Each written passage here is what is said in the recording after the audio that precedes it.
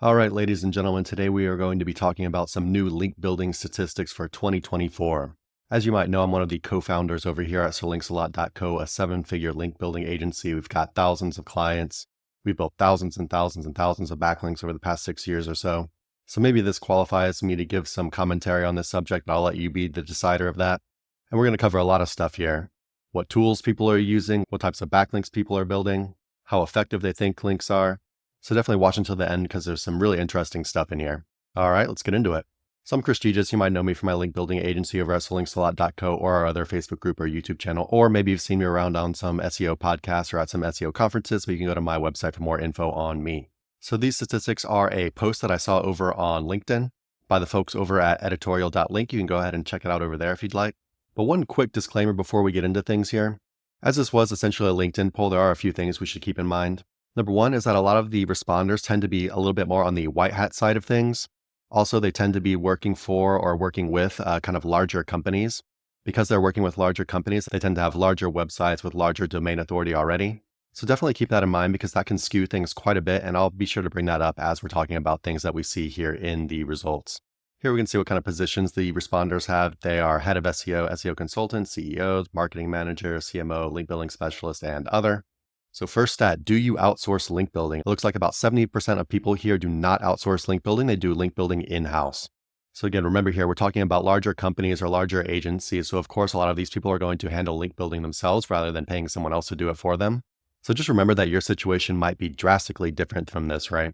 Because if you don't have the correct tools, which can cost thousands and thousands of dollars per month, if you don't know how to build quality links, if you don't even really know what a quality link is, then of course, outsourcing is 100% going to be the better option for you. But large companies, large agencies tend to do things themselves for the most part. But I'll just go ahead and say that, just my time in the SEO industry, I know quite a lot of people who are very well-known SEOs who outsource all of their link building. And even I outsource my link building from time to time, depending on the project. And I have my own link building agency. So it can really just be highly dependent on your situation, the type of links you're trying to build, and all that good stuff. Next up, how long does it typically take you to see the impact of link building on rankings and traffic? It looks like almost no one said less than 1 week. Most people are saying 2 to 4 weeks or about 6 weeks, so about a month and a half or so. And then 15% of people are saying no correlation. I'm not really sure what is meant by this, but in a lot of cases, link building, you can look at it as rolling like a snowball down a hill, right? Depending on what your competitors are and what kind of keywords you're trying to rank for, it could take a really long time to see the results that you're looking for. Because if everyone has a much higher domain rating than you, a much higher backlink authority, it could really take a long time. You might not really see results from building links because you're just getting part of the way there before you're starting to be able to outrank them, right? But I would say for the most part, I pretty much agree here. I would say anywhere between 2 weeks to 3 months to see results from link building. In most cases, assuming you've done like everything else correctly, right? Over here on my channel, in this video right here, why you're not ranking, I talk about a lot of the things that might be the reason why you're not ranking. And if you're not doing a lot of these things, or if you have all of these other problems and you're starting to build backlinks hoping that's going to fix your problem, it might just not have the effects that you're looking for at all, right? So you really have to be doing everything else correctly to see these results.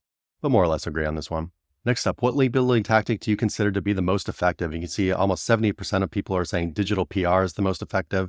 They've got a bunch of other different tactics listed down here at the bottom: guest posting, link exchanges, linkable assets, blogger outreach, broken link building, skyscraper technique, horror link building, niche edits or link insertions, UGC links, expired domains, and other.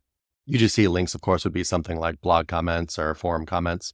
I would say this is somewhat deceiving though, because if you add up some of these other things, like I'm going to show you in a second, then there's going to be another winner here. So if we take guest posting, blogger outreach, which is essentially guest posting as well, skyscraper technique, which is also pretty much the standard kind of outreach process, and link insertions, that comes out to about 83%. And I would group all of these together into one thing, which would essentially just be called outreach. Outreach-based link building, you're sending a bunch of emails to people, right? Over here at our link building agency, our guest posting and niche edits are by far our biggest sellers. We do digital PR as well, but guest posting and niche edits are, by far the biggest. Because you have to remember, digital PR has a pretty high price tag on it. It usually costs about $5,000 per campaign or so.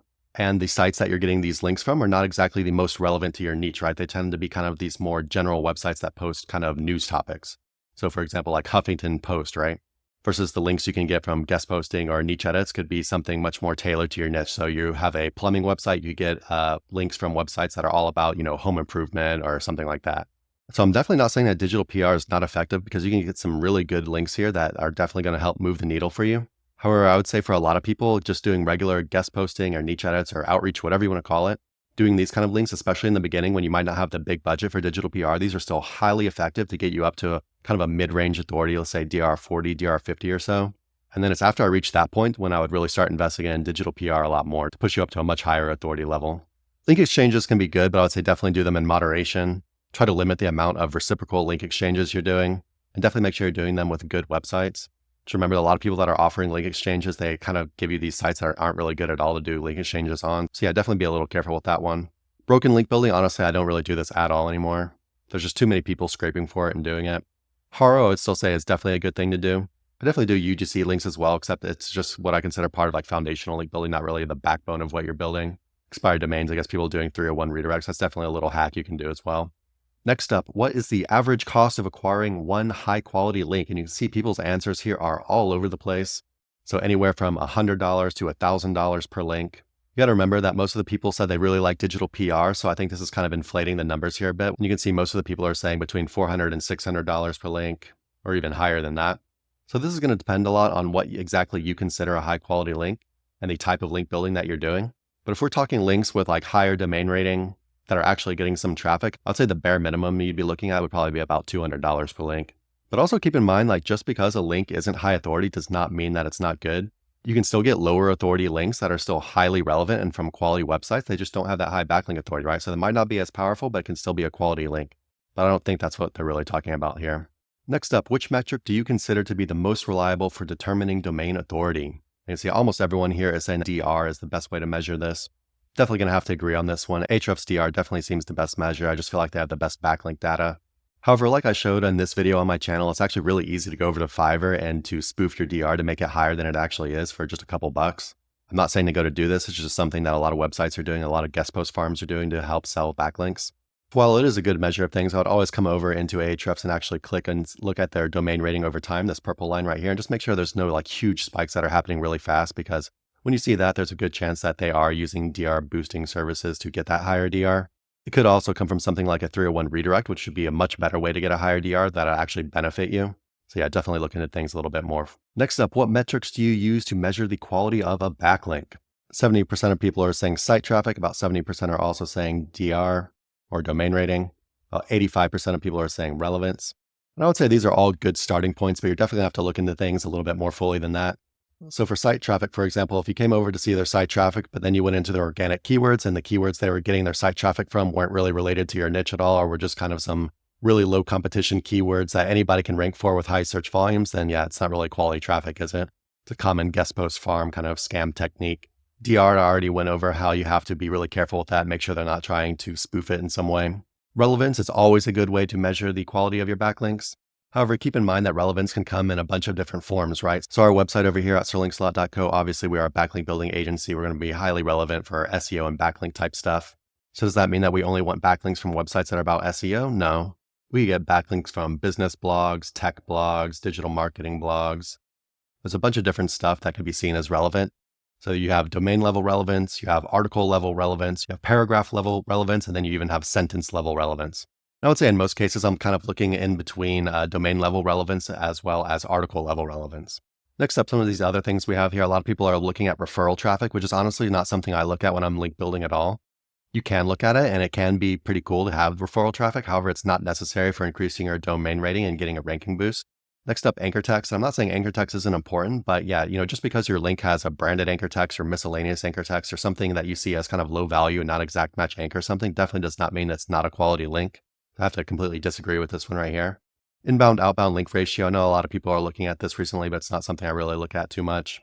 The overall link profile of the donor site. So they're actually coming in and looking at all the backlinks that the website has and saying, okay, it looks pretty legit. And I would say that's a pretty good thing to do, just to make sure that their backlink profile isn't full of a bunch of irrelevant spam and they're kind of just like spoofing their DR, right?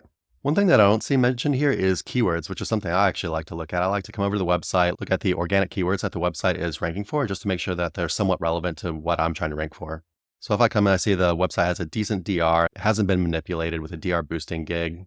Hopefully they get most of the traffic from the US or whatever English speaking country if you're doing English SEO. Got some decent traffic and they haven't taken any big algorithm hits or manual penalties. And then once you've checked all that, coming and looking at keywords can be a good way just to make sure that they're actually ranking for stuff that's legitimate and not just trying to spoof their traffic numbers. Next up, what percentage of your SEO budget is currently dedicated to link building? Again, with this one, we can see people are really all over the place.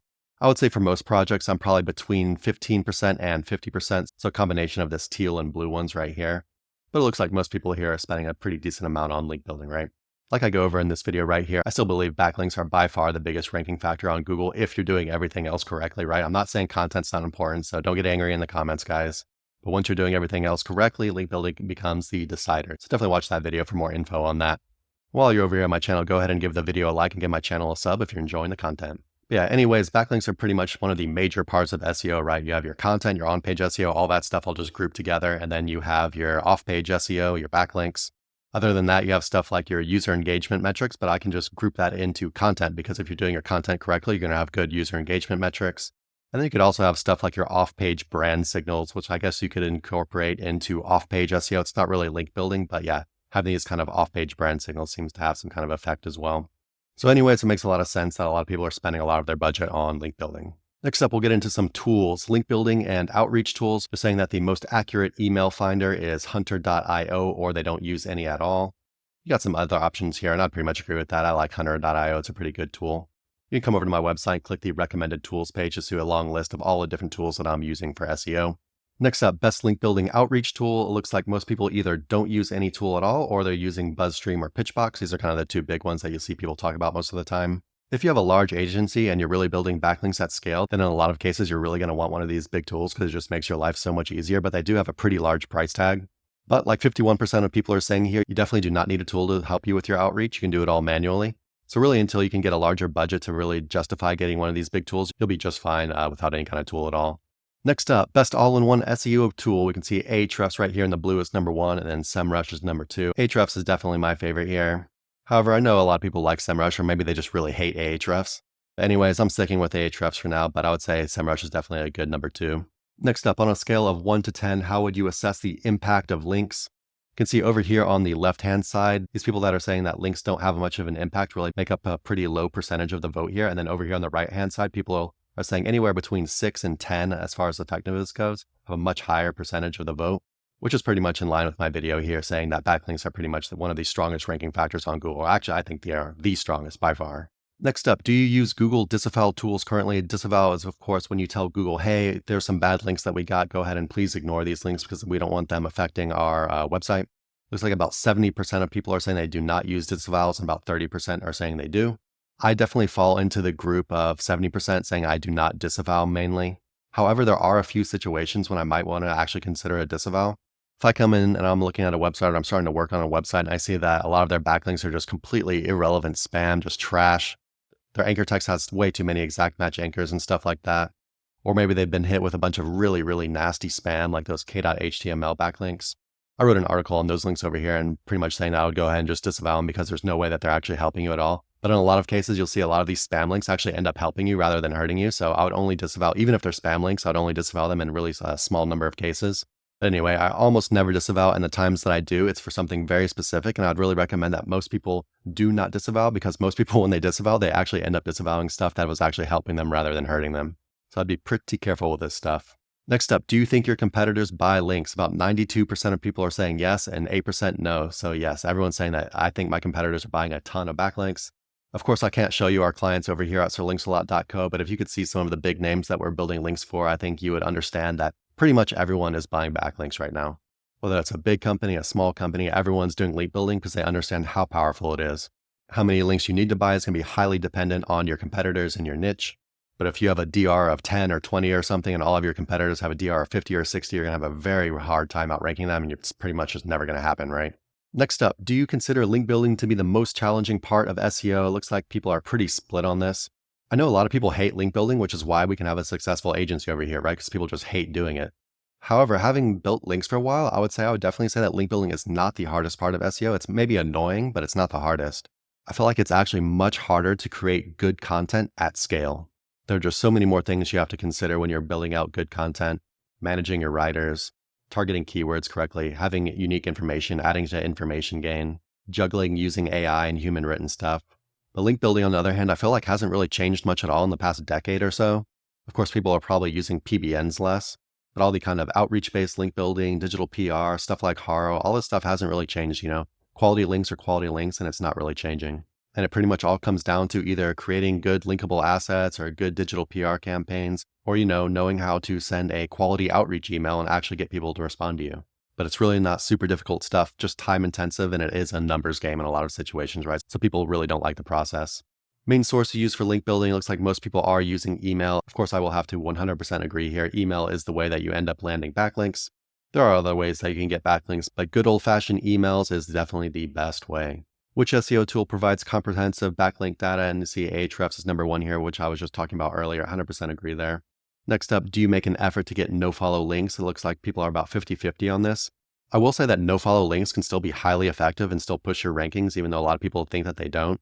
But if it's a quality no-follow link, it'd still be really good. Then you have a lot of people who say, well, I want to create a natural backlink profile, so I need to try to build some more no-follow links because I have too many do-follow links. This is actually something I don't do at all.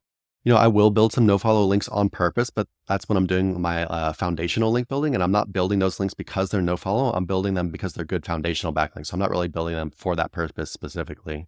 But I also would never say no to a good no-follow backlink, right? I just don't necessarily try to get them on purpose. Do you use AI in your link building efforts? And I'm a little bit surprised on this one because people are about 50-50 on this. I made this video on my channel, Link Building with AI, which talks about a bunch of different ways you can be using AI to actually build quality links and not just spam, right? So whether that's helping with your outreach emails to have them specifically tailored to the person you're reaching out to, helping brainstorm guest post ideas, helping write your content for guest posts that should then be edited by humans, of course, rewriting your email outreach templates, finding where the best place on a page is to do a link insertion for your site. There are a ton of ways that you can be using AI to really enhance your link building and speed things up. So yeah, kind of surprised that people aren't using it as much. I think a lot of people might just associate AI with low quality work, but yeah, you can really just be using it for a bunch of these little small specific tasks that can really help to speed things up.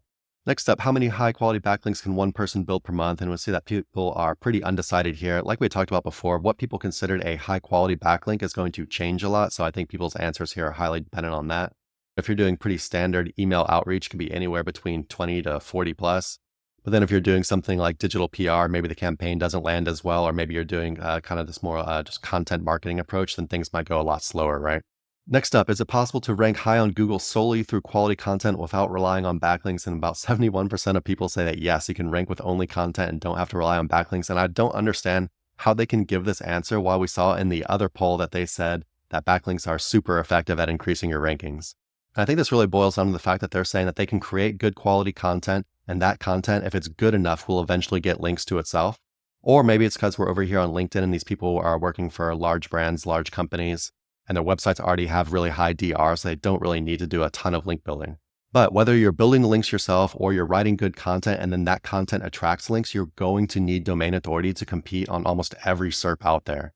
Like I talked about in this video, backlink authority is just getting more and more important over time, and it looks like Google might actually be starting to just now tone it down a little bit, but on most SERPs, you'll just see high authority just winning all the time. So anyway, if you have a high authority site, maybe you don't need to do a bunch of link building, just depending on what your competitors have. Or you can create good content and play the sit and wait game. But eventually you're going to need those backlinks to come in one way or another, whether you're buying them, whether you're building them yourself for free, whether you're doing digital PR, whether you're doing content marketing, you're going to need that backlink authority. If this makes you angry, go ahead and drop an example of a website in the comments that is ranking for medium to high difficulty keywords with a very low DR. So that's about it. But yeah, just remember that these results are a little bit skewed just because of who's answering these questions, kind of a LinkedIn, more white hat, more corporate kind of crowd. So their answer might be different than yours, right? What they need to do is a lot different than what you need to do depending on where your website is, what your current authority level is, what your competition looks like, all that stuff. Let's do a real quick recap. A lot of even the really big people are outsourcing, and there would be a much higher percentage of people saying they're outsourcing if this was people that weren't working for these big brands, right? Of course, remember that links do take time to have an effect. You're not going to see immediate results. And it could end up being a really long time, even much longer than 6 weeks, depending on what exactly you're trying to do and what your keywords are, what your competition is.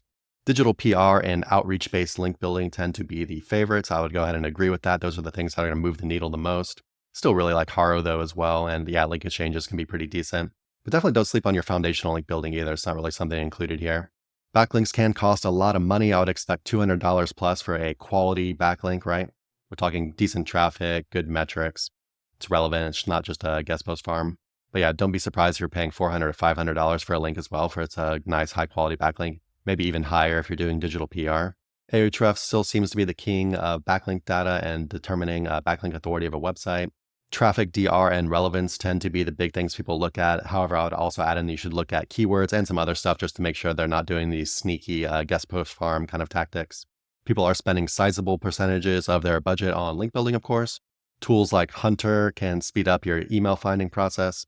You don't necessarily need an outreach tool like BuzzStream or Pitchbox, but those can help out a ton, especially if you're doing link building on a big scale. Again, Ahrefs #1 for SEO tool. People saying that backlinks effectiveness is anywhere between a 6 and a 10 on the scale. Most people are not disavowing. Again, be very, very careful with disavows. Also, pretty much everyone is buying backlinks. This is just a fact of life. If you're doing business on the internet and you want to get organic search traffic from Google, you have to get accustomed to this fact, and you're going to have to figure out a way to get backlinks, whether that's from buying them yourself, building them yourself, or doing some type of content marketing. You're going to need to get your backlink authority up. Of course, a lot of people hate link building. I do too, even though we've got a link building agency. So yeah, I understand why a lot of people don't want to do it, but I would definitely say content at scale, really good content, is a lot harder to do. Email-based outreach is definitely how people are mostly landing backlinks. Ahrefs with the best data again. Some people are going out of their way to build only no-follow backlinks or some no-follow backlinks. However, it's not something I do myself. And I would say not enough people are using AI. You guys need to get on the train here. There's definitely some stuff that AI can do that can help just speed things up. And we're not talking about sending spam. We're not talking about doing low-quality work. We're not talking about just doing spam AI-generated guest posts. Definitely watch that other video on my channel for more info on that. This is probably the biggest one I'm going to have to disagree with. Definitely need to build your backlink authority, and I think this poll is skewed a lot just by the type of people that are responding to it over here on LinkedIn. So that's pretty much it, guys. What do you think? Let me know down in the comments. If you liked the video, go ahead and give it a like and give my channel a sub, and I will see you next time. Bye-bye.